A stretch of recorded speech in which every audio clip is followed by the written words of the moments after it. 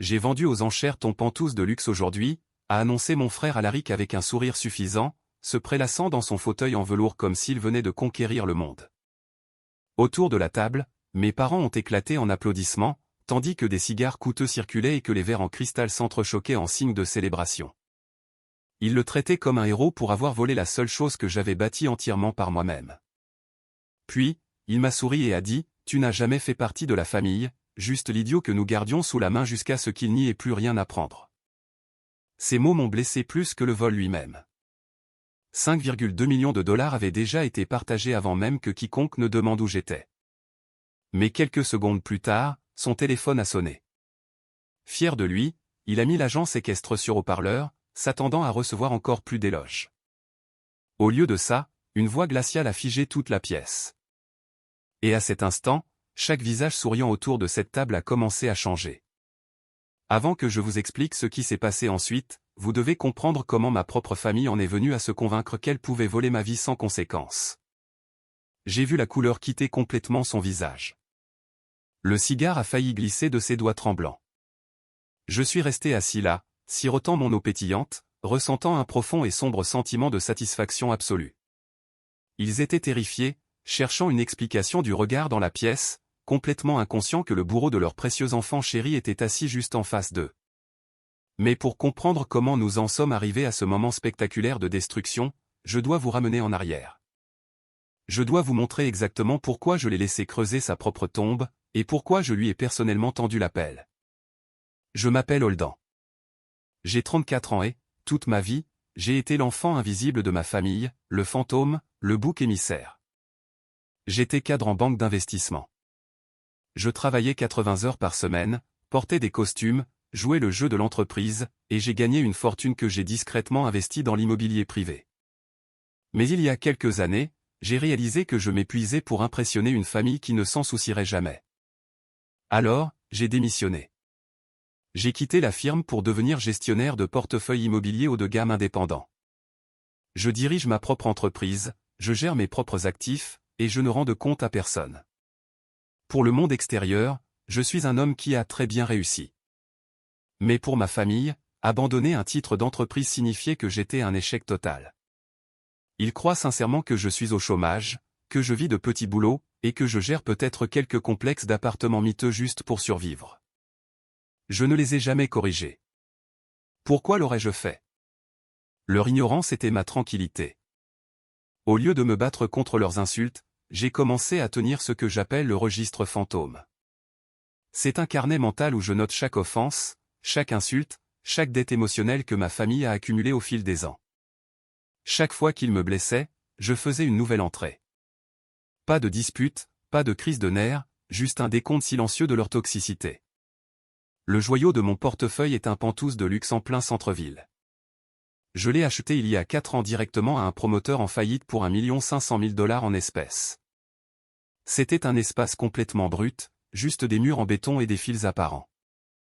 J'ai passé 2 ans à le rénover méticuleusement. Des baies vitrées du sol au plafond avec vue sur la ville, du marbre italien sur mesure, une technologie domotique intégrée dans chaque recoin. Aujourd'hui, il est évalué à 5 200 000 $. Je le loue exclusivement à des clients fortunés, des entreprises et des célébrités pour 28 000 $ par mois. C'est une machine à imprimer de l'argent, et ma famille n'en savait absolument rien. Pour eux, Alaric était le seul exemple de réussite. Il a 36 ans, il est organisateur de galas et d'événements de luxe. Il porte des vêtements de marque, conduit une voiture de sport en leasing, et cite les noms de personnes riches qu'il n'a rencontrées qu'une seule fois. Mes parents l'adorent. Mon père, Garrick, et ma mère, Rowena, le traitent comme un roi. La réalité, c'est qu'Alaric est noyé sous les dettes de cartes de crédit. Il vit entièrement grâce à des lignes de crédit utilisées au maximum pour maintenir une illusion de richesse extrême. Sa fiancée, Kreza, est encore pire. Elle le presse constamment pour des vacances de luxe, des dîners coûteux, et des sacs de créateurs. Ils forment un couple parfait pour un enfer très superficiel et très coûteux.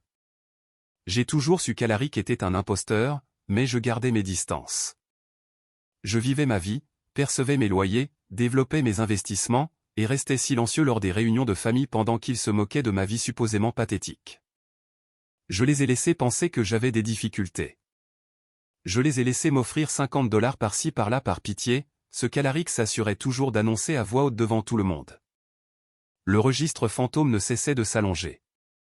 J'étais tout à fait à l'aise dans le rôle du personnage secondaire de leur délire. Mais ensuite, Alaric a franchi une ligne qu'on ne franchit tout simplement pas.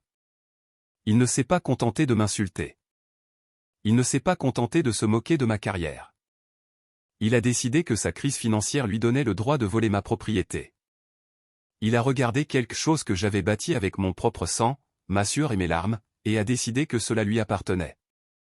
Il pensait que j'étais trop faible, trop déprimé, et trop stupide pour l'arrêter. Il a supposé que mon silence signifiait que j'étais une victime attendant d'être abattue. Il avait incroyablement tort. Avant que je vous explique exactement comment Alaric a tenté de me voler 5 200 000 $, vous devez parcourir le musée du mépris que ma famille a bâti pour moi, vous devez voir les entrées de mon registre fantôme pour comprendre pourquoi je n'ai ressenti absolument aucune culpabilité en regardant sa vie partir en fumée. Entrée numéro 1, le jour où j'ai quitté mon poste en banque d'investissement. Je suis allé dîner chez mes parents, ressentant un soulagement que je n'avais pas connu depuis une décennie. J'avais apporté une bouteille de vin à 300 $ pour fêter ça. Je me suis assis à table et j'ai présenté mon plan d'affaires. J'ai expliqué comment j'allais me reconvertir dans la gestion de portefeuilles indépendantes, en achetant des propriétés en difficulté, en les rénovant, et en générant des revenus passifs. J'avais des feuilles de calcul. J'avais des données. J'étais fier. Mon père, Garrick, a à peine regardé les papiers. Il a pris mon projet d'affaires magnifiquement relié, a ricané, et l'a jeté directement dans la poubelle de la cuisine. Il m'a regardé droit dans les yeux et a dit, « Tu abandonnes une vraie carrière pour nettoyer les toilettes des autres. Tu es un idiot, Holden. Regarde ton frère. Alaric côtoie des milliardaires à ces galas, et toi, tu veux être un concierge glorifié. » Il a ensuite pris le vin cher que j'avais apporté, l'a tendu à Alaric, et a dit, « Garde ça pour quelqu'un qui a vraiment quelque chose à fêter. » Je n'ai pas crié. Je n'ai pas pleuré. J'ai juste sorti mon plan d'affaires de la poubelle, essuyé le marc de café, et je suis parti. Entrée enregistrée. Entrée numéro 2, l'incident du portrait de famille. Il y a environ 2 ans, Alaric a organisé un immense gala de charité. C'était un événement très médiatisé, et mes parents ont insisté pour que j'y assiste afin de soutenir l'enfant chéri. Je me suis présenté dans un costume sur mesure. Il était sobre, mais incroyablement cher, le genre de luxe discret qui crie la richesse si vous savez quoi regarder, mais il n'avait pas un énorme logo de créateur plaqué sur la poitrine. Donc, pour ma mère, Rowena, il avait l'air bon marché. Nous nous sommes rassemblés pour une grande photo de famille sur le tapis rouge. Le photographe a pris la photo et je n'y ai plus pensé. 3 semaines plus tard, ma mère a encadré la photo et l'a accrochée au centre de leur salon. Je suis passé leur rendre visite et je me suis arrêté net. Elle m'avait littéralement retiré de la photo. Pas seulement recadré. Elle avait payé un professionnel pour retoucher numériquement l'arrière-plan, de sorte qu'on aurait dit que je n'avais jamais été là. Quand je lui ai posé la question, elle a fait un geste dédaigneux de la main. « Oh, Holden, ne sois pas si sensible », a-t-elle dit sans lever les yeux de son magazine. « Ton frère portait un smoking à 5 000 $, et ton costume était si terne. » Ça gâchait l'esthétique de l'événement. Nous avions besoin d'une photo parfaite pour son profil professionnel. Tu comprends, n'est-ce pas? J'ai fixé la photo à l'endroit où j'étais censé me trouver. J'avais été effacé de ma propre famille parce que mon costume n'avait pas la bonne marque sur les boutons. Entrée enregistrée. Entrée numéro 3, la plus dommageable, et elle impliquait directement Alaric. Quand je rénovais le Pantouse de luxe, avant qu'il ne devienne le chef-d'œuvre qu'il est aujourd'hui, j'avais acheté un vieux pick-up robuste pour transporter du bois, des cloisons sèches, et des installations sur mesure. C'était un véhicule de travail, rayé et laid, mais le moteur était increvable. Un week-end, Alaric m'a appelé en panique. Sa voiture de sport en leasing était au garage, et il avait besoin d'un véhicule immédiatement pour transporter du matériel d'événementiel. Contre mon meilleur jugement, je lui ai prêté mon camion. Il a promis d'être prudent. Il a promis de le rendre le soir même. 3 jours ont passé. Je n'arrivais pas à le joindre. Finalement, le mercredi matin, le camion a été abandonné dans mon allée. Le pare-choc avant était entièrement défoncé. Le phare était complètement brisé et la portière côté passager était éraflée jusqu'au métal nu. Il avait embouti quelqu'un, paniqué, payé en espèces pour éviter l'assurance, puis avait ramené mon camion en ruine chez moi. Il n'a pas frappé à ma porte pour s'excuser. Il n'a pas proposé de payer les réparations. Il a juste jeté les clés dans ma boîte aux lettres avec un post-it qui disait « Désolé pour la rayure ». Ce n'est qu'un vieux tas de ferraille de toute façon. Maintenant, tu as quelque chose à réparer puisque tu ne travailles pas. Je suis resté dans mon allée, serrant ces clés si fort que mes jointures sont devenues blanches. La facture de réparation s'élevait à 4800 $. Je l'ai payée de ma poche. Quand mes parents ont appris l'accident, mon père m'a en fait blâmé. Il a dit que je n'aurais pas dû prêter un véhicule aussi peu sûr et aussi laid à Alaric alors que je savais qu'il était sous une grande pression à cause de son travail important. C'était de ma faute si le camion était endommagé, car il était probablement déjà cassé. Ce jour-là, j'ai arrêté d'essayer. Ce jour-là, j'ai réalisé qu'ils n'étaient pas seulement toxiques. Ils étaient activement hostiles à mon existence. Ils voulaient que j'échoue pour qu'Alaric paraisse meilleur en comparaison. J'ai fermé tout accès émotionnel à ma vie. Je suis devenu un coffre-fort. Je souriais aux dîners de famille, hochais la tête à leurs insultes, et consacrais toute mon énergie à construire un empire dans l'ombre. Le registre fantôme était plein. J'attendais juste le bon moment pour recouvrer la dette. Et Alaric, dans toute son avidité désespérée, était sur le point de me donner l'occasion parfaite. La chute absolue d'Alaric a commencé par une simple erreur administrative. J'utilise un service de courrier privé sécurisé pour tous mes documents professionnels, mais le service des impôts de la ville a mis à jour son système et est revenu à un ancien fichier d'adresse. Ils ont envoyé l'avis d'imposition foncière annuelle pour le Penthouse de luxe directement chez mes parents, où je n'avais pas vécu depuis 15 ans. C'était un mardi après-midi quand mon téléphone a sonné. L'identifiant de l'appelant affichait Alaric. Je l'ai laissé sonner 3 fois avant de répondre, gardant ma voix neutre. « Allô, Holden ?» a dit mon frère, sa voix dégoulinante de condescendance. « C'est quoi ce document fiscal qui est arrivé chez maman et papa? Il y a ton nom dessus, mais c'est pour un Penthouse en ville. Tu travailles comme gardien de sécurité dans cet immeuble maintenant.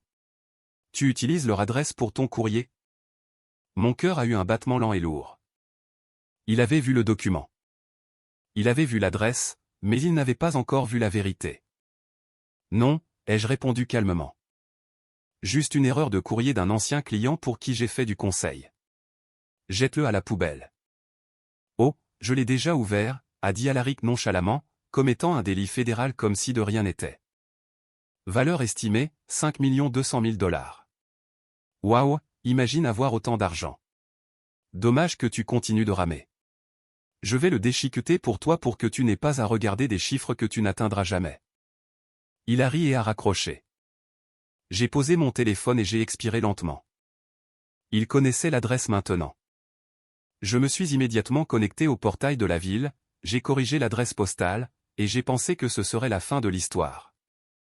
J'ai gravement sous-estimé à quel point mon frère était désespéré. Au cours des semaines suivantes, la discussion de groupe de la famille est devenue un champ de bataille insupportable. La fiancée d'Alaric, Kreza, publiait sans relâche des liens vers des bagues de fiançailles et des lieux de mariage. Elle a envoyé la photo d'une énorme bague en diamant. Seulement 80 000 $, a-t-elle tapé. Un petit prix à payer pour montrer à tout le monde à quel point mon futur mari a réussi. Nous devons absolument réserver la villa au lac de Caume pour la réception. Ma mère a immédiatement répondu, bien sûr, ma chérie. Alaric ne mérite que le meilleur. Il travaille sur un projet énorme en ce moment. L'argent sera là. Je regardais les bulles de texte apparaître sur mon écran, sachant pertinemment qu'Alaric était en train d'étouffer. J'avais fait une vérification discrète de ses antécédents il y a des mois par l'intermédiaire d'un ami détective privé. Alaric était dans le pétrin. Son score de crédit était détruit. Son entreprise d'événementiel perdait des clients à cause de son arrogance. Et il évitait les appels des agents de recouvrement. Kreza le poussait vers un précipice financier. Et mes parents l'encourageaient alors qu'il se rapprochait du bord. Il avait besoin d'argent, d'énormes sommes d'argent, et il en avait besoin rapidement. Il ne pouvait pas emprunter à une banque. Il ne pouvait pas emprunter à nos parents car ils avaient immobilisé leur retraite dans des rentes. C'était un prédateur acculé, flairant l'air à la recherche de chair fraîche. Et grâce à cette lettre d'impôt, il avait senti une piste. 2 semaines après l'appel téléphonique, à exactement 2 heures du matin un mardi, mon téléphone a vibré violemment sur ma table de chevet. J'ai le sommeil léger. J'ai attrapé le téléphone dans le noir. C'était une notification push de mon système de sécurité domotique avancé. Alerte, code d'entrée de la porte principale contournée aux pentouses du centre-ville. Je me suis redressé dans mon lit. Le pentouse était actuellement vacant. Mon dernier client d'entreprise avait déménagé le vendredi et l'équipe de nettoyage avait terminé le lundi. Personne n'était censé être là. J'ai ouvert l'application de sécurité. J'ai des caméras 4K haute définition cachées installées dans chaque pièce principale de mes propriétés. Légalement divulguées dans mes contrats de location, mais invisibles à l'œil nu. J'ai appuyé sur le flux du salon. La vidéo a mis 1 seconde à charger, puis la pièce sombre s'est illuminée. Quelqu'un avait allumé les lumières.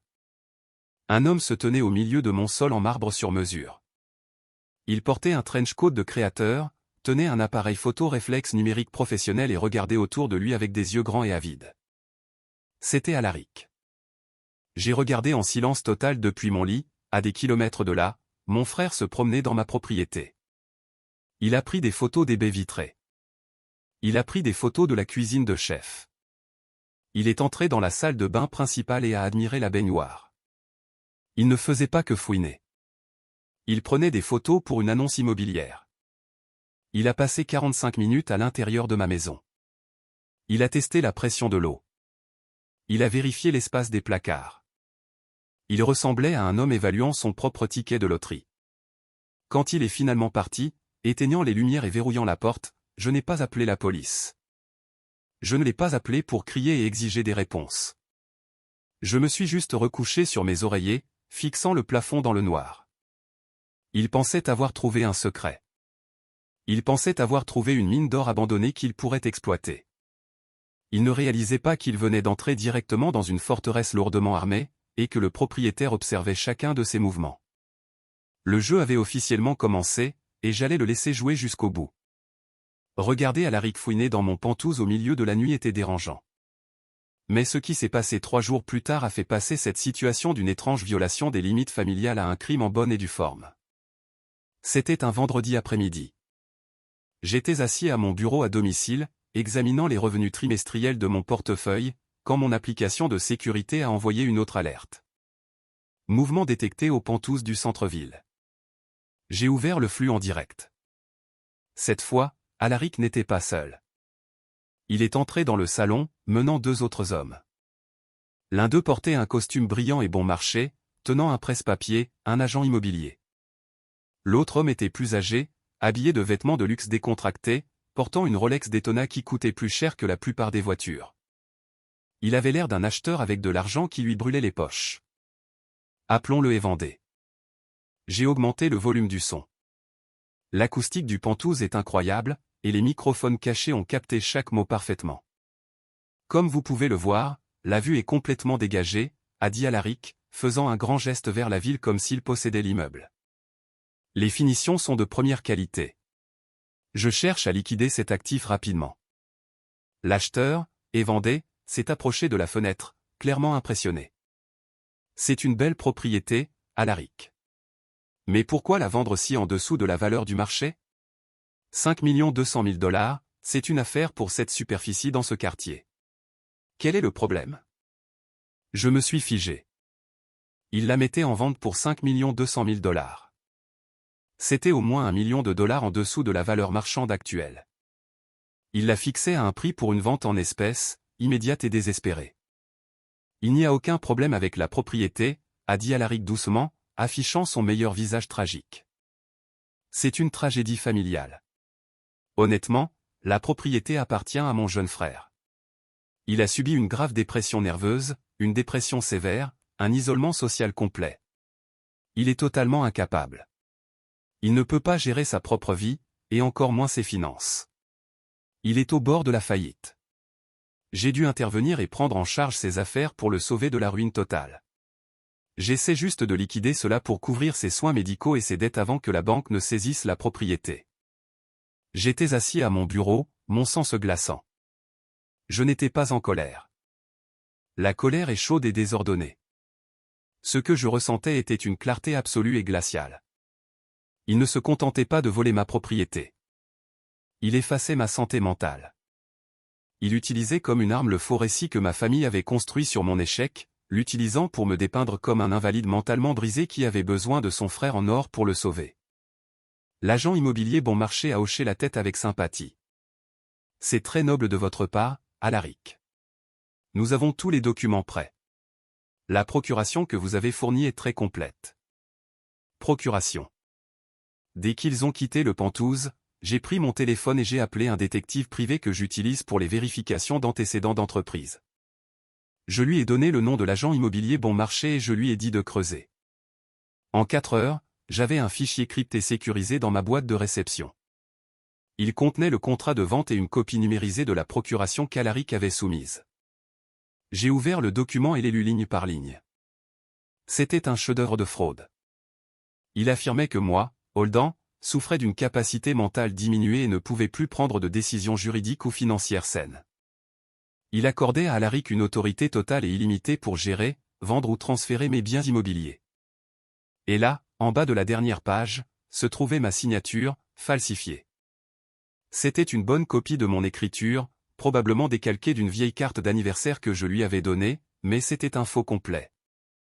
Le sceau du notaire appartenait à un type dont la licence avait été suspendue 3 ans plus tôt. Il le faisait vraiment. Mon frère tentait de commettre une fraude par virement, une fraude immobilière et une usurpation d'identité, le tout dans un seul paquet soigné et arrogant. Il avait trouvé un acheteur au comptant hors marché, un agent immobilier louche qui ne posait pas trop de questions, et il se dépêchait de conclure la vente pour mettre la main sur des millions de dollars afin de payer sa fausse vie de luxe et la bague en diamant à 80 000 $ de sa fiancée. J'aurais pu appeler la police à ce moment-là. J'aurais pu envoyer une lettre de mise en demeure. J'aurais pu lui envoyer un texto pour lui dire que je savais tout. Mais je me suis souvenu du camion qu'il avait détruit. Je me suis souvenu du portrait de famille dont j'avais été découpé. Je me suis souvenu de mes plans d'affaires gisant dans la poubelle de la cuisine. Si je l'arrêtais maintenant, ma famille trouverait des excuses pour lui. Il dirait qu'il essayait juste d'aider, qu'il était confus, que je surréagissais. Il protégerait l'enfant chéri. Non, l'arrêter ne suffisait pas. Il fallait qu'il saute si loin de la falaise que la gravité ferait le reste du travail. Il fallait que sa destruction soit publique, indéniable, et entièrement de sa propre initiative. J'ai décidé sur le champ de le laisser vendre mon Penthouse. Le lendemain matin, je me suis rendu dans le quartier financier pour rencontrer mon avocat personnel en immobilier, Bastion. Bastion est un requin en costume sur mesure. Il s'occupe de toutes mes structures d'entreprise et de mes acquisitions. Je suis entré dans son bureau d'angle, j'ai déposé le fichier crypté contenant la fausse procuration et le contrat de vente sur son immense bureau en acajou, et je me suis assis. « Lisa » ai-je dit. Bastion a ajusté ses lunettes et a passé 5 minutes à lire les documents en silence total. Quand il a finalement levé les yeux, son expression était un mélange d'horreur professionnelle et d'incrédulité pure. « Holden, c'est scandaleux. C'est un billet direct pour la prison fédérale. Qui est cet idiot, Alaric? Et réalise-t-il qu'il commet plusieurs crimes de catégorie A? C'est mon grand frère, ai-je répondu calmement. Bastion a haussé un sourcil. Eh bien, ton frère est un. Je vais rédiger une mise en demeure immédiatement. Nous contacterons la police, signalerons le titre de propriété au bureau du comté, et le ferons arrêter pour faux et usage de faux avant la fin de la journée. J'ai secoué la tête. Non. Ne l'arrête pas. Bastion s'est penché en avant, me regardant comme si c'était moi qui avais perdu la tête. Holden, il essaie de vendre un actif de 5 millions de dollars sous ton nez. Si cette vente se conclut, ce sera un cauchemar juridique pour tout annuler. Ça ne se conclura pas, lui ai-je promis. Je veux construire un pot de miel. Je veux qu'il croie que le piège est plein de fromage jusqu'à ce que la barre de métal lui brise le cou. Pouvons-nous contrôler le processus de séquestre sans qu'il le sache? Bastion m'a fixé pendant un long moment. Un lent sourire de prédateur s'est dessiné sur son visage. J'aime ta façon de penser. Laisse-moi voir qui s'occupe du titre et du séquestre pour cette transaction. Il a tapé sur son clavier pendant quelques secondes. Ok. Ils utilisent une firme de premier ordre, probablement choisie par l'acheteur au comptant. L'agent séquestre assigné au dossier est une femme nommée Deline. Je la connais, en fait. Elle est incroyablement pointue, suit les règles à la lettre. Tolérance zéro pour les bêtises. Appelle-la, ai-je dit. Bastion a mis Deline sur haut-parleur. Nous lui avons expliqué toute la situation.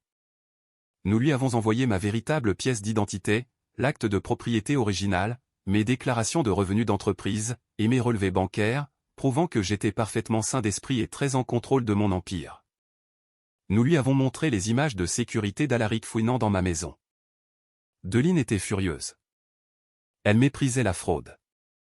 Elle a accepté de jouer le jeu. Nous avons établi les règles d'engagement. Deline traiterait tous les documents d'Alaric.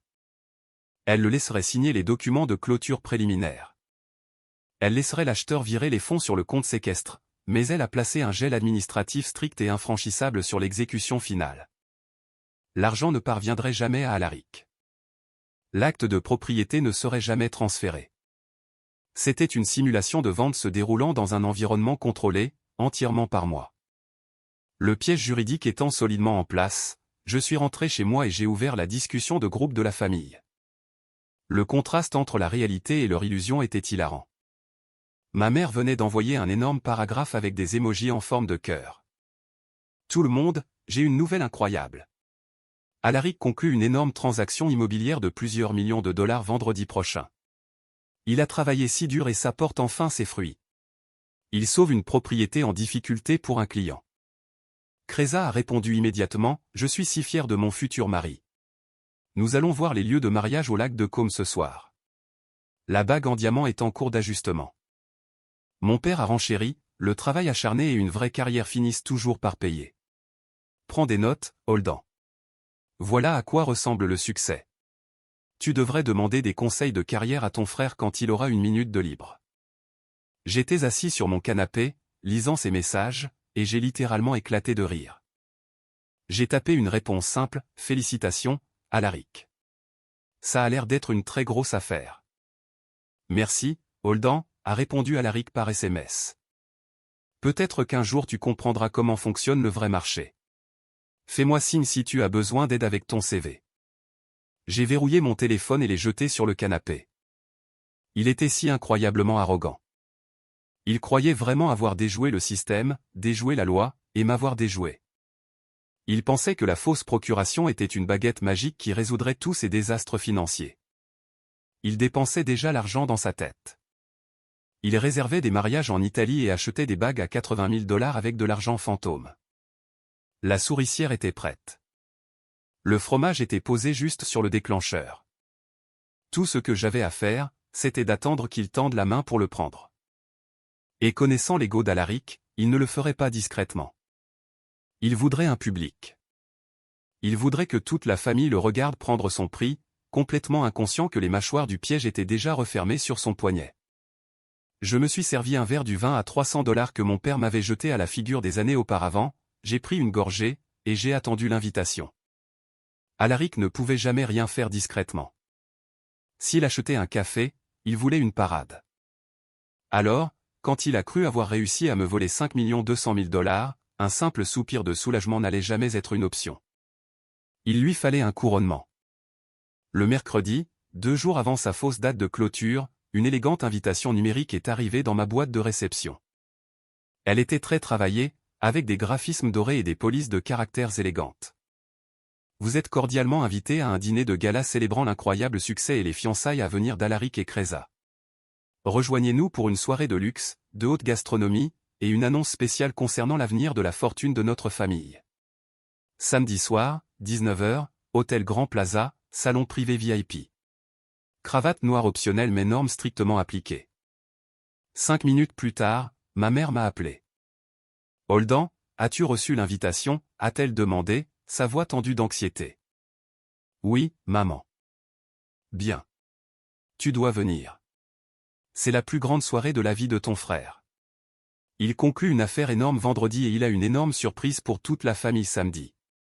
Et Holdan, s'il te plaît, pour l'amour de Dieu, porte quelque chose de décent. Ne nous mets pas dans l'embarras. Ne porte pas un de tes costumes bon marché des soldes.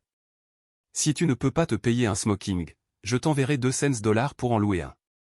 Ne gâche pas l'esthétique de ton frère. J'ai baissé les yeux sur les chaussures en cuir sur mesure à mes pieds, qui coûtaient plus cher que sa première voiture. Je m'assurerai de m'habiller convenablement, maman. Ne t'inquiète pas pour moi. Je ne manquerai ce dîner pour rien au monde. Oh, et Holden, a-t-elle ajouté, son ton s'adoucissant avec cette fausse pitié qu'elle aimait tant utiliser. Essaie d'être heureux pour lui. Je sais que c'est difficile quand tu as tant de mal de le voir réussir si brillamment, mais la jalousie est une vilaine chose. Souris et applaudis quand il fera son annonce. Je sourirai, maman. Je te le promets. J'ai raccroché et je suis allé dans mon bureau.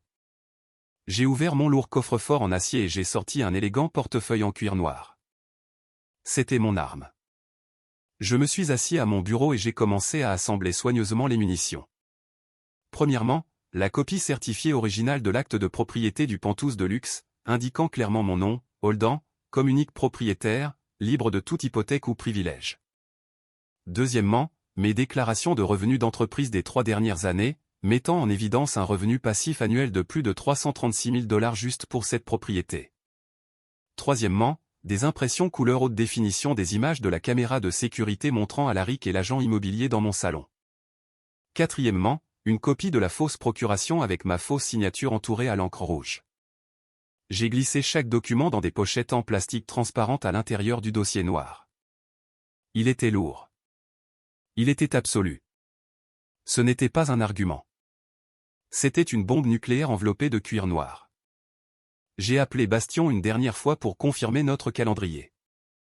Tout est verrouillé, m'a assuré Bastion. Deline a reçu le virement final de l'acheteur sur le compte séquestre ce matin. Elle a placé le gel administratif. L'acte ne sera pas enregistré. L'argent ne sortira pas du séquestre. Mais Deline va envoyer à Alaric une notification automatisée que le processus de clôture a été initié, juste pour qu'il se sente à l'aise. Parfait, ai-je dit. A-t-il demandé le paiement? Oui, Harry Bastion. Il a donné à Deline ses coordonnées bancaires personnelles pour le virement. Il pense qu'il va recevoir un énorme dépôt direct lundi matin. J'ai remercié Bastion et j'ai raccroché. L'illusion était complète. Alaric se rendait à ce dîner de gala le samedi soir en se croyant multimillionnaire. Il allait se lever devant nos parents, sa fiancée matérialiste, et notre famille élargie. Et il allait jouer le rôle du sauveur généreux et riche. Il allait essayer de m'humilier une dernière fois en m'offrant des miettes du gâteau qu'il avait volé dans ma propre cuisine. Samedi soir est arrivé. J'ai pris une longue douche chaude. Je me suis rasé avec soin. Je suis entré dans mon dressing et j'ai sorti un costume Armani sur mesure. Il était bleu nuit, taillé exactement à mes mesures, et dégageait une puissance tranquille et dangereuse. Je l'ai associé à une montre Patek Philippe que je gardais habituellement sous clé. Je me suis regardé dans le miroir. Je ne ressemblais pas à l'échec déprimé et ruiné que ma famille pensait que j'étais. Je ressemblais à un bourreau. J'ai attrapé le dossier en cuir noir, l'ai glissé dans ma mallette élégante, et je suis sorti vers ma voiture. Je n'étais plus en colère. Le registre fantôme était enfin complet. Et ce soir, j'allais clore le compte pour toujours. J'ai conduit vers l'hôtel Grand Plaza, regardant les lumières de la ville défiler, prêt à assister aux funérailles les plus chères que ma famille ait jamais vues. Les funérailles de l'enfant chéri. Aimez cette vidéo, abonnez-vous à la chaîne, et commentez avec la ville où vous vivez. Chaque commentaire aide la vidéo à atteindre plus de spectateurs. Merci beaucoup. Je suis arrivé à l'hôtel Grand Plaza précisément à 19 h. Le salon privé VIP était d'un luxe obscène. Des lustres en cristal pendaient des plafonds voûtés, jetant une lueur dorée et chaleureuse sur la longue table en acajou. L'air sentait les viandes rôties coûteuses, les truffes, et le parfum lourd et sucré des cigares importés. Ma famille était déjà assise en bout de table, tenant la cour comme des rois. Mon père, Garrick, m'a aperçu en train de franchir les doubles portes en chêne. Son regard a immédiatement balayé ma silhouette de haut en bas. Il s'attendait au costume des soldes contre lequel ma mère m'avait mis en garde. Au lieu de cela, il a vu l'Armani sur mesure. Pendant une fraction de seconde, un air de confusion totale a traversé son visage. Il ne pouvait pas comprendre comment les chèques de la famille portaient un costume qui coûtait plus cher que tout son portefeuille d'actions.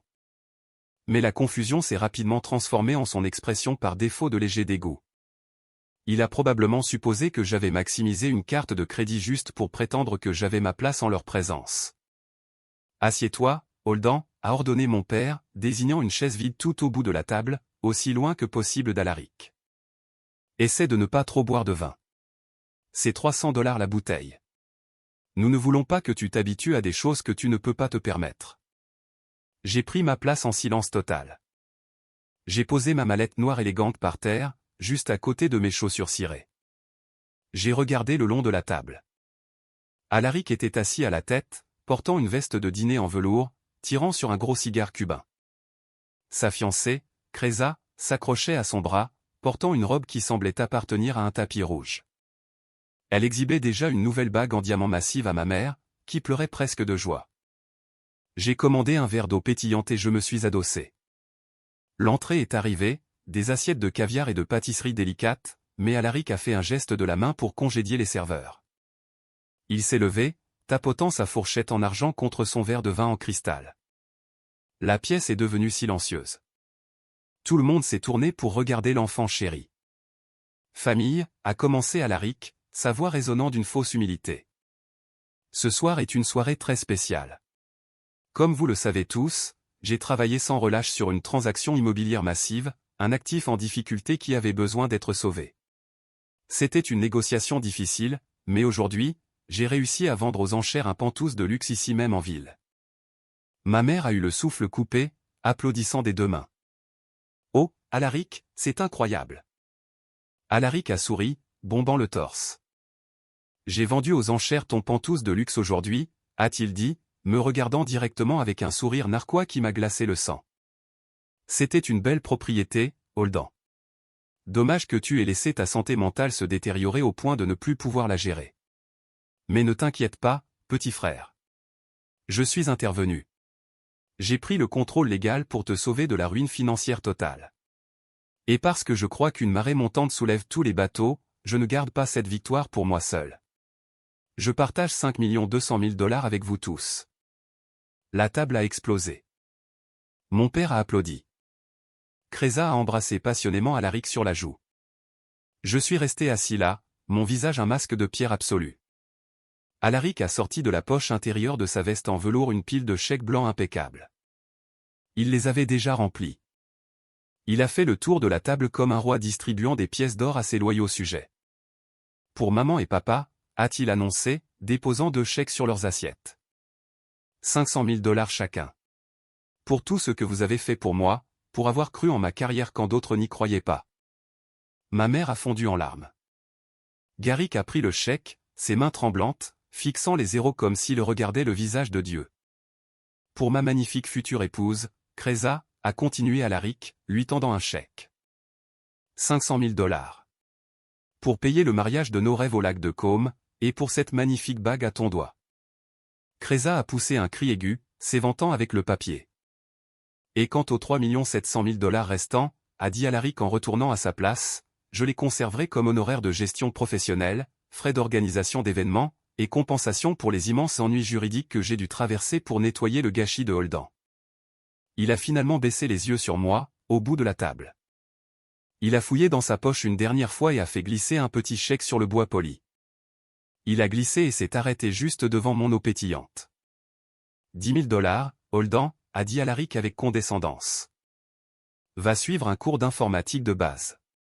Trouve un vrai travail. Arrête de vivre dans l'ombre.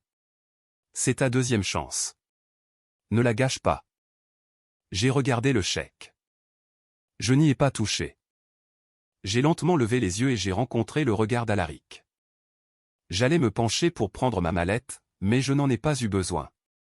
À ce moment précis, posé sur la table à côté du verre en cristal d'Alaric, son iPhone 15 Pro a commencé à vibrer violemment.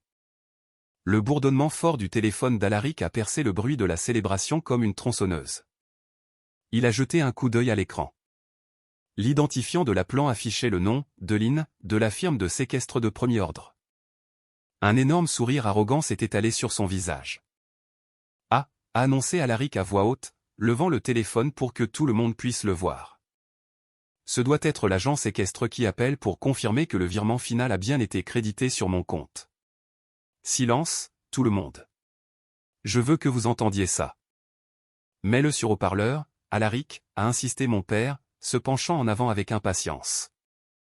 Que toute la famille entende ton succès. Alaric a appuyé avec confiance sur le bouton vert et a tapé sur l'icône du haut-parleur. Il a posé le téléphone au centre de la table. Bonsoir, Deline, a-t-il dit, sa voix suintant de charme. Je suis ici avec toute ma famille pour célébrer la clôture de la vente aux enchères. Donnez-nous les bonnes nouvelles. Les 5 200 000 $ sont-ils arrivés sur mon compte? Il y a eu une brève pause à l'autre bout du fil. Le silence était lourd. Puis la voix de Deline a résonné dans le salon privé. Elle n'était pas chaleureuse. Elle n'était pas félicitatrice. C'était la voix métallique et tranchante d'un bourreau d'entreprise. Monsieur Conrad, a dit froidement Deline. Vous n'avez aucun droit sur cet actif. Le sourire sur le visage d'Alaric s'est figé. Il ne s'est pas estompé. Il s'est juste bloqué, comme un bug dans un programme informatique. Excusez-moi, balbutia-t-il, laissant échapper un petit rire nerveux. Deline, nous avons signé les papiers vendredi. L'acheteur a viré l'argent. De quoi parlez-vous? Je parle de multiples chefs d'accusation de fraude fédérale, monsieur Conrad, a répondu Deline, sa voix résonnant contre les murs en acajou. Les documents de procuration que vous avez soumis à mon bureau sont des faux. Nous l'avons vérifié directement. Nous avons interrompu tout le processus de clôture. L'acte ne sera pas transféré et les fonds de l'acheteur sont en cours de restitution. Nous appelons le véritable propriétaire et nous contactons la police immédiatement. Ne tentez pas de recontacter ce bureau sans représentation légale. Clic. L'appel s'est terminé. Le silence qui a suivi était absolu. C'était le genre de silence assourdissant qui se produit juste après l'explosion d'une bombe, avant que les cris ne commencent. J'ai regardé les réactions physiques se propager autour de la table dans un ralenti glorieux. La main de Créza tremblait si violemment que son verre de vin en cristal s'est renversé. Le vin rouge à 300 $ s'est répandu sur la nappe blanche immaculée, ressemblant exactement à du sang frais. Le visage de ma mère s'est vidé de toute couleur, prenant une teinte grisâtre et maladive. Elle a laissé tomber sa fourchette et celle-ci a heurté son assiette en porcelaine avec un cliquetis sec et terrifiant. Mais la meilleure réaction était celle d'Alaric. L'enfant chéri était complètement brisé. Sa mâchoire pendait. Ses yeux étaient écarquillés d'une terreur si pure qu'elle aurait eu sa place dans un film d'horreur. Le cigare cubain coûteux lui a glissé des doigts, a rebondi sur le bord de la table, et a roulé sur le tapis, laissant une traînée de cendres grises. Alaric, a murmuré mon père, sa voix se brisant, fixant le téléphone. Alaric, de quoi parle-t-elle? Qu'est-ce qu'elle veut dire par les documents sont des faux? Alaric a dégluti difficilement. Il a regardé autour de la pièce comme un animal piégé. Je ne sais pas, a-t-il menti, sa voix aiguë et mince. C'est une erreur. C'est une erreur administrative. La société de séquestre a dû mélanger les dossiers. Je les rappellerai lundi pour arranger ça. Ne paniquez pas. Il a tendu la main pour attraper son téléphone, ses mains tremblant si fort qu'il a failli le faire tomber de la table. Mais avant qu'il ne puisse cacher le téléphone, j'ai finalement parlé. Ma voix était calme, stable, et a tranché la panique comme un scalpel. Elle n'a pas mélangé les dossiers, Alaric, ai-je dit. Toutes les têtes dans la pièce se sont tournées vers moi. J'étais assis confortablement, les mains posées sur la table. Qu'est-ce que tu viens de dire, a exigé mon père, son visage devenant rouge d'un mélange de peur et de colère soudaine. Reste en dehors de ça, Holden. Ton frère fait face à une crise. Ce n'est pas une crise, papa, ai-je répondu, mes yeux fixés directement sur Alaric. C'est une scène de crime. Et elle a les bons dossiers. Je le sais, parce que c'est moi qui les lui ai envoyés. Alaric a cessé de respirer. Il m'a fixé, les dernières gouttes de sang quittant son visage. Quoi? Qu'est-ce que tu as fait, a-t-il chuchoté. Je me suis lentement penché et j'ai ouvert le fermoir de ma mallette en cuir noir. Le clic métallique a résonné bruyamment dans la pièce silencieuse. J'ai sorti le épais dossier noir et je l'ai laissé tomber au milieu de la table. Il a atterri avec un bruit lourd et satisfaisant. J'ai fait exactement ce que vous m'avez appris à faire, Alaric, ai-je dit doucement. J'ai laissé le camion accidenté s'écraser. Je me suis juste assuré que c'était toi qui le conduisais. Mon père a tendu la main agressivement et a attrapé le dossier noir du centre de la table. Ouvre-le, Garrick, ai-je ordonné calmement. Lis-le à voix haute pour la famille. Garrick a ouvert la lourde couverture en cuir. Le premier document à l'intérieur était protégé par une pochette en plastique. Qu'est-ce que c'est, a-t-il demandé, la voix tremblante.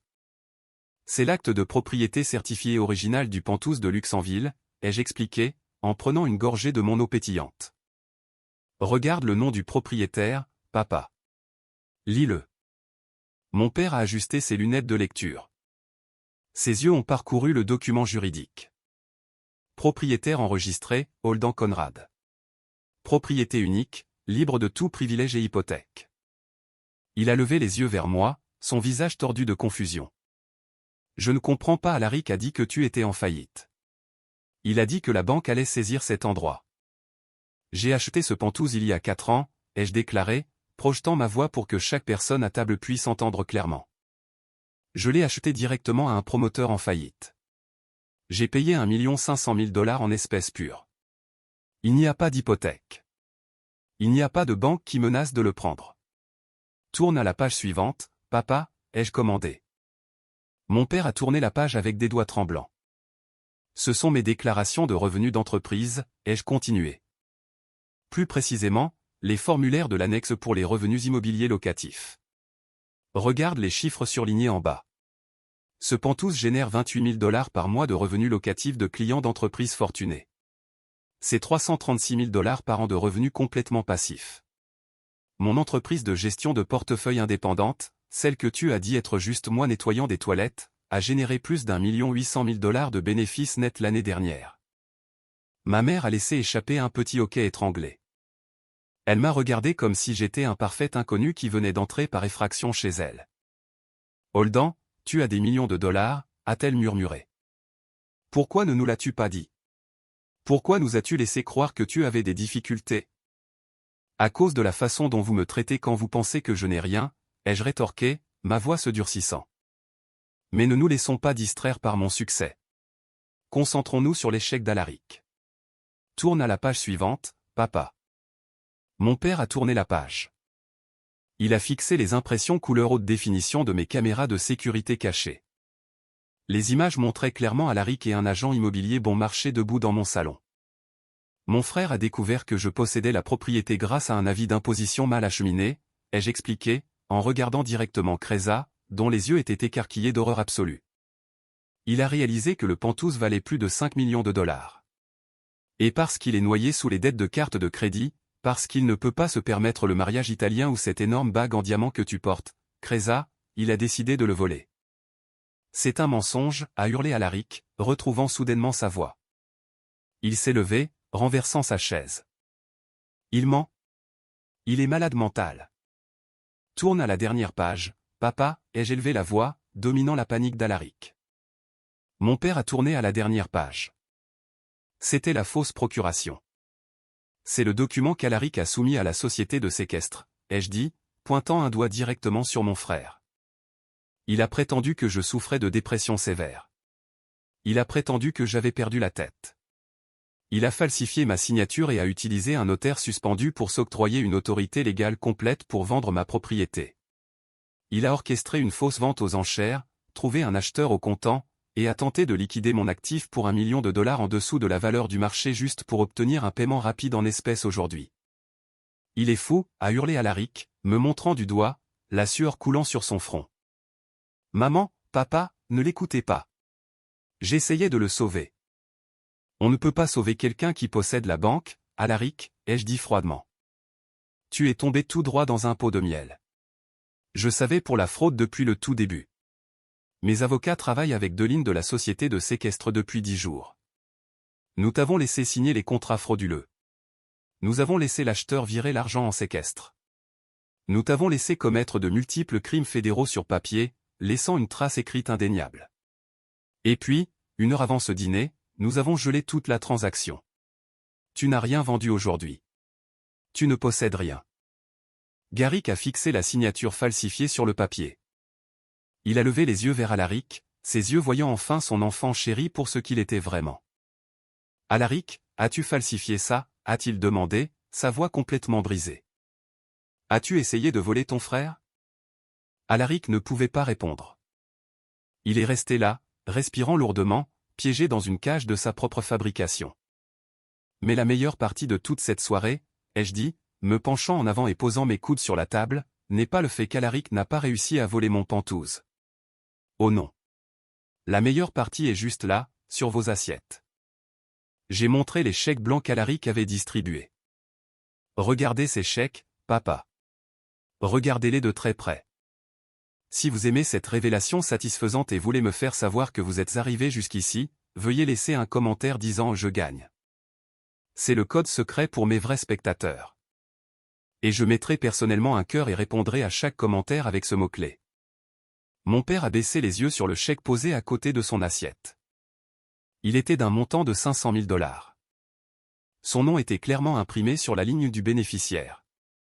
Il a de nouveau levé les yeux vers moi, les yeux écarquillés de confusion et de panique grandissante. « Que veux-tu dire, Holden ?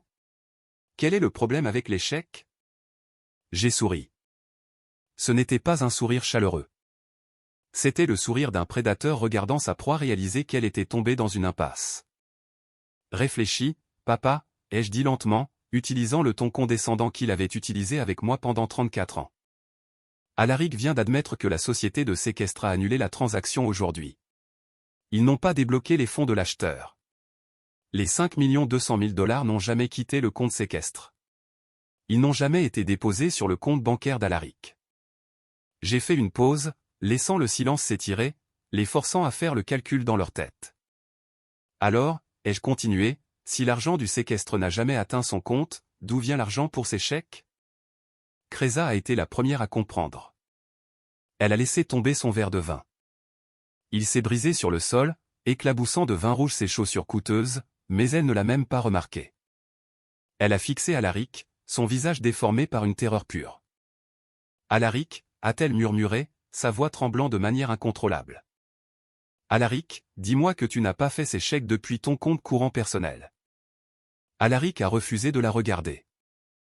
Il fixait le mur, ses mains agrippant le bord de la table si fort que ses jointures étaient complètement blanches. Il les a absolument fait depuis son compte personnel, ai-je répondu pour lui. Il était si arrogant, si certain que sa fraude réussirait, qu'il a émis des millions de dollars de chèques personnels basés sur de l'argent fantôme qu'il pensait recevoir lundi. Je me suis levé lentement, ajustant les poignets de ma veste Armani. J'ai regardé directement mes parents. Ces chèques ne reposent sur absolument rien, ai-je expliqué. Son compte bancaire est complètement vide, probablement à découvert, ce qui signifie que chaque morceau de papier qu'il vient de vous donner ne vaut rien. Ils vont être sans provision. C'est juste une erreur, a crié ma mère, essayant désespérément de défendre son garçon en or. C'est juste un problème de timing. Il peut juste annuler les chèques. Il peut les annuler, ai-je convenu doucement. Mais le problème, c'est que faire des chèques pour des millions de dollars que vous ne possédez pas réellement s'appelle de la fraude par chèque. C'est un crime financier majeur. Les systèmes de détection de fraude automatisés de la banque vont signaler son compte dès que ces chèques seront traités ou annulés. Ils gèleront tout son profil financier. J'ai tourné mon attention vers Kreza. Elle hyperventilait, se tenant la poitrine.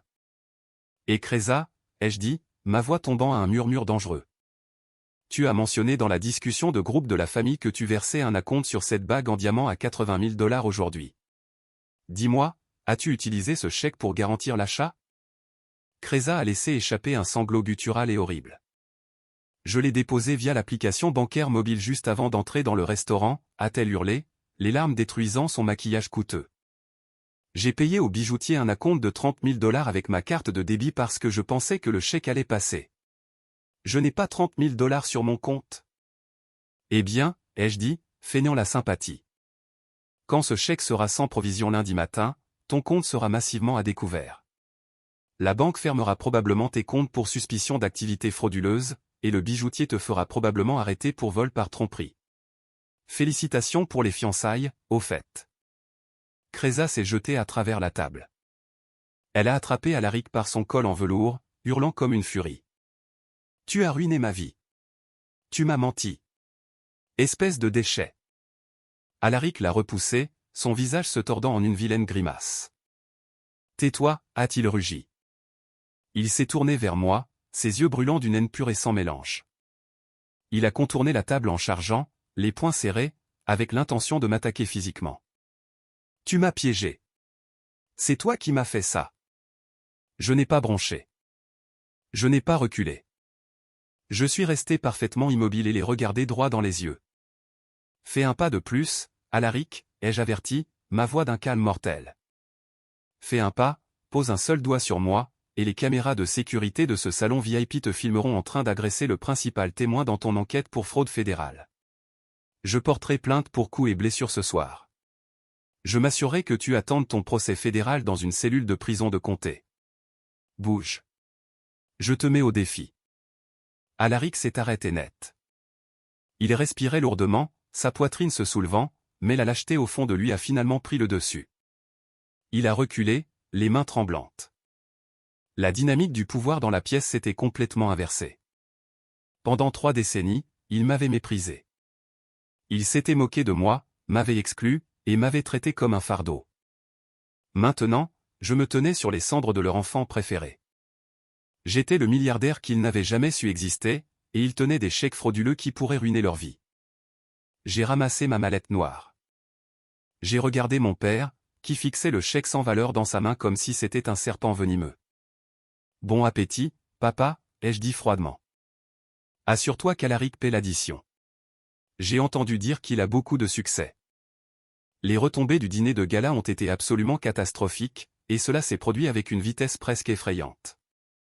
2 semaines plus tard, tout ce que j'avais prédit à cette table s'est réalisé.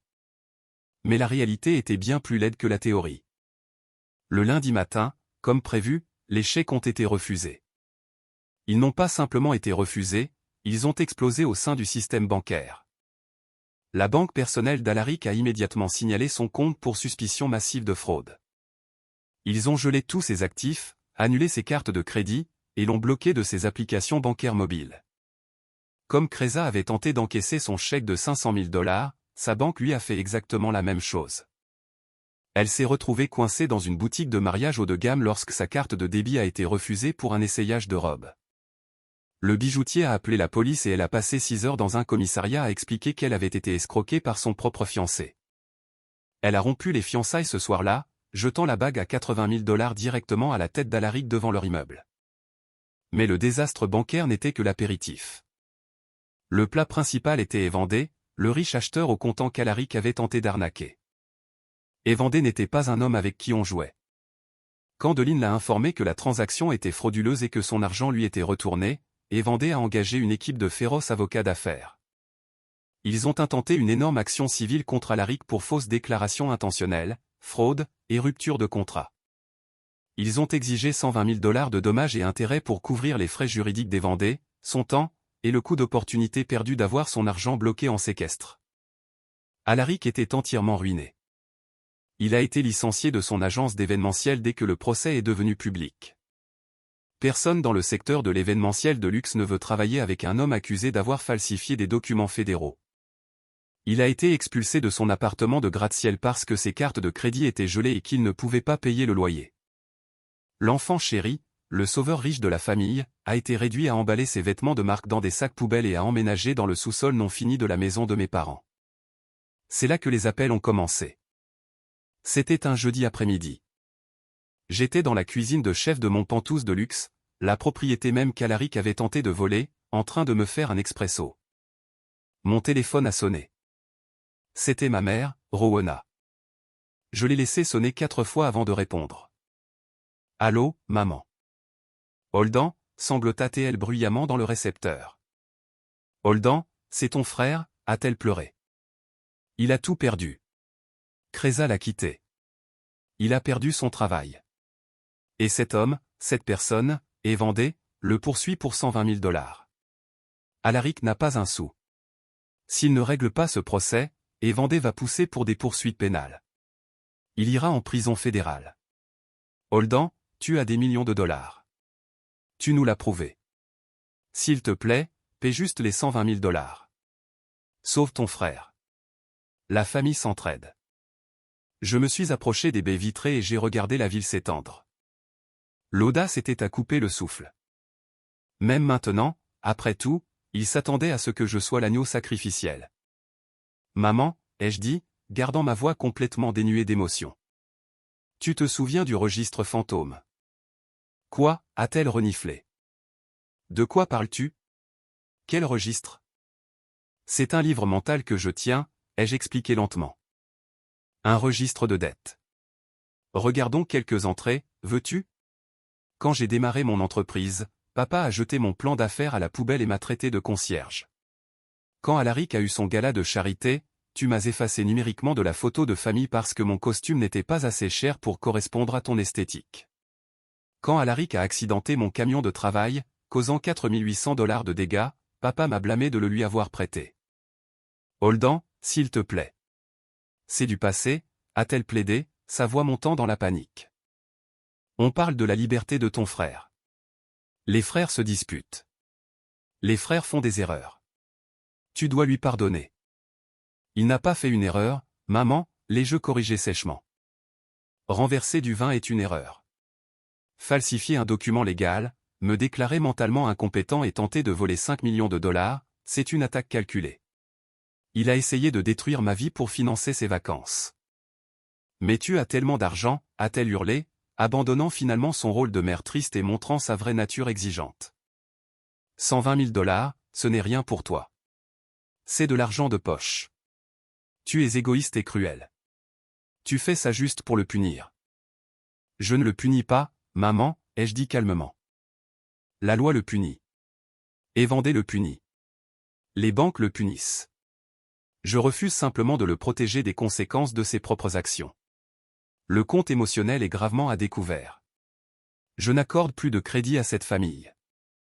J'ai raccroché. J'ai ouvert mes contacts, j'ai sélectionné ma mère, mon père, et Alaric, et j'ai bloqué définitivement tous leurs numéros. La lâcheté de mes parents, leur besoin désespéré de protéger le fils qui les a maltraités tout en attaquant le fils qui leur a survécu, a été la confirmation finale dont j'avais besoin. Le registre fantôme était officiellement clos. 6 mois ont passé depuis le désastre du dîner de gala. La poussière est enfin retombée, et le paysage de ma famille est complètement méconnaissable. Alaric ne s'est jamais remis. Sans mon argent pour le renflouer, les avocats des Vendée l'ont absolument décimé. Alaric a été contraint de déclarer une faillite totale. Son score de crédit est inexistant. Le bureau du procureur a repris l'affaire de fraude concernant la fausse procuration. Comme Alaric n'avait pas de casier judiciaire et que la transaction a été interrompue avant tout préjudice financier, il a évité la prison, mais il a maintenant un dossier criminel pour crime fédéral qui le suivra pour le reste de sa vie. Il vit toujours dans le sous-sol non fini de mes parents. Il ne peut pas trouver de travail dans la finance, l'événementiel, ou tout autre secteur d'entreprise car il échoue à chaque vérification d'antécédents. J'ai entendu par un cousin éloigné qu'il travaille actuellement de nuit dans un entrepôt, chargeant des cartons sur des palettes. Les costumes de créateurs ont disparu. La voiture de sport en leasing a été saisie. Le sourire arrogant a été définitivement effacé de son visage. Mes parents sont malheureux. Ils avaient lié toute leur identité au faux succès d'Alaric. Et maintenant, ils sont obligés de se cacher de leurs amis riches, trop embarrassés pour expliquer pourquoi leur enfant chéri est en faillite et balaie les sols. Ils ont essayé de venir chez moi une fois, se présentant sans prévenir à ma propriété de banlieue pour exiger que je leur parle. Mon équipe de sécurité privée les a escortés hors de la propriété avant même qu'ils n'atteignent le porche d'entrée. Ils n'ont pas essayé de me contacter depuis. Quant à moi, je suis exactement là où je veux être. Le pantouse de luxe est toujours à moi. L'acte de propriété reste inchangé, bien gardé dans mon coffre-fort. En fait, en raison d'un afflux massif de cadres de la tech s'installant en centre-ville, j'ai récemment augmenté le loyer. La propriété génère maintenant 32 000 $ par mois. J'ai utilisé le capital supplémentaire pour acheter un immeuble commercial de charme dans le quartier des Arts, élargissant encore plus mon portefeuille. J'ai une liberté financière totale, une tranquillité d'esprit absolue, et zéro bruit toxique dans ma vie. Hier soir, j'étais sur le balcon du pantouse de luxe. Le client d'entreprise qui loue actuellement l'espace était en voyage, et je faisais une inspection de routine des systèmes domotiques. Je me suis servi un verre de vin rouge lourd et coûteux. Je me suis appuyé contre la balustrade en verre et j'ai regardé les rues de la ville en contrebas, observant les petites voitures se déplacer comme des fourmis à des milliers de pieds au-dessous. J'ai pensé à Alaric. J'ai pensé au piège que j'avais tendu. J'ai pensé à combien il aurait été facile d'appeler la police la nuit où il est entré par effraction, de lui crier dessus, de le menacer, de l'arrêter avant qu'il ne franchisse le point de non-retour. J'aurais pu le sauver de lui-même. J'aurais pu protéger mes parents du chagrin ultime de voir leur fils préféré détruit. Mais en prenant une gorgée de vin, sentant le vent frais du soir sur mon visage, j'ai réalisé que je ne regrettais rien. Parfois, pour protéger l'intégrité de votre propre système, vous devez complètement isoler le logiciel malveillant. Vous devez laisser le virus suivre son cours dans un environnement contrôlé afin de pouvoir le supprimer définitivement sans endommager votre propre disque dur. Ils ont passé 34 ans à me traiter comme si j'étais invisible. Alors, j'ai utilisé mon invisibilité pour construire un mur qu'il ne pourrait jamais escalader et un piège dont il ne pourrait jamais s'échapper. Mais cela me laisse avec une question persistante. Et c'est là que je me tourne vers vous, le jury d'Internet. Il y a quelques semaines, j'ai reçu une lettre manuscrite de ma mère. Elle faisait 10 pages, tachée de larmes. Elle m'a traité de monstre de sang-froid. Elle a dit que j'avais délibérément orchestré la destruction de ma propre chair et de mon propre sang. Elle a soutenu que, comme je connaissais la fraude depuis le début, j'avais une obligation morale d'arrêter Alaric avant qu'il ne ruine sa vie. Elle a dit que tendre le piège était bien plus diabolique que sa tentative de me voler, car il avait agi par désespoir financier tandis que j'avais agi par pure vengeance calculée. Elle a dit, tu as brisé la famille exprès. Alors, je dois vous demander à tous. Ma mère dit que je suis un monstre impitoyable et sanguinaire qui a poussé son frère à la faillite et à un casier judiciaire au lieu de le prévenir. Mais je dis que j'ai simplement permis à un prédateur d'entrer dans une cage qu'il a construite de ses propres mains, et que j'ai juste verrouillé la porte derrière lui. Qu'en pensez-vous ? Suis-je une personne cruelle qui est allée beaucoup trop loin et a détruit ma famille pour le plaisir de la vengeance ? Ou me suis-je simplement écarté et ai-je laissé le karma finir le travail qu'il avait commencé ? Veuillez aimer cette vidéo, vous abonner à la chaîne, et me faire part de votre verdict dans les commentaires ci-dessous. Votre soutien aide cette chaîne à grandir, et j'adore lire vos points de vue sur ces dynamiques familiales insensées. Merci de m'avoir écouté et rappelez-vous, parfois, les personnes les plus silencieuses sont celles dont il faut vraiment se méfier.